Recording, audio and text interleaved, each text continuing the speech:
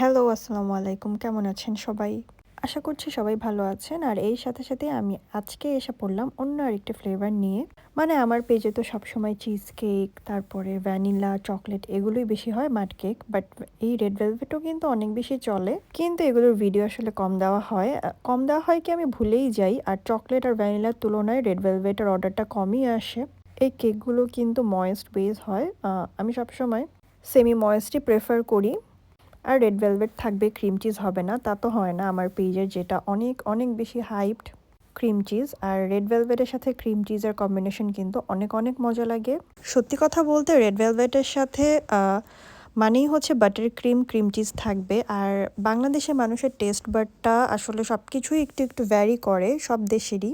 তেমনি বাংলাদেশের মানুষও টেস্ট বাড, যখন আমি বলবো মানুষ বেশিরভাগই, আমার নিজেও আমি টেস্ট করে দেখেছি, রেড ভেলভেটের সাথে যখন বাটার ক্রিম দিই আর ক্রিম চিজ দিই ওইটার সাথে যে টেস্টটা আসে, আমি যদি রেড ভেলভেটের সাথে হুইপ ক্রিম দিয়ে থাকি তো হুইপ ক্রিমের সাথে ক্রিম চিজের টেস্টটা একটু বেশি বেটার আসে। এটা এটা আমি জানি না কেন, আমার নিজেরও এটা ভালো লেগেছে।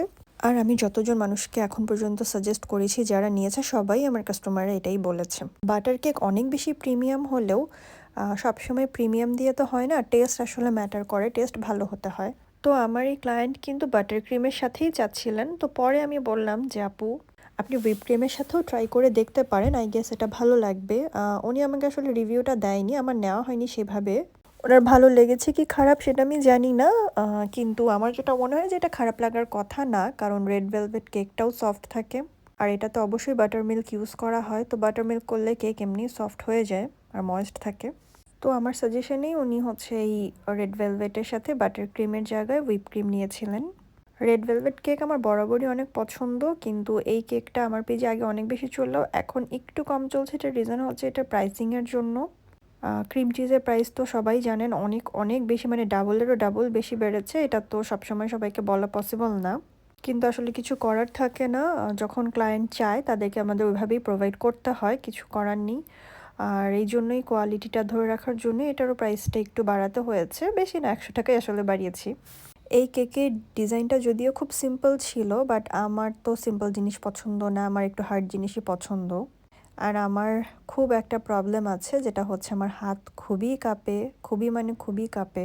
আমি মনে হয় আমার মতো মানুষ খুব কমই পেয়েছি যাদের হাত এত কাঁপে, তাও তারা আবার কেকের কাজ করে।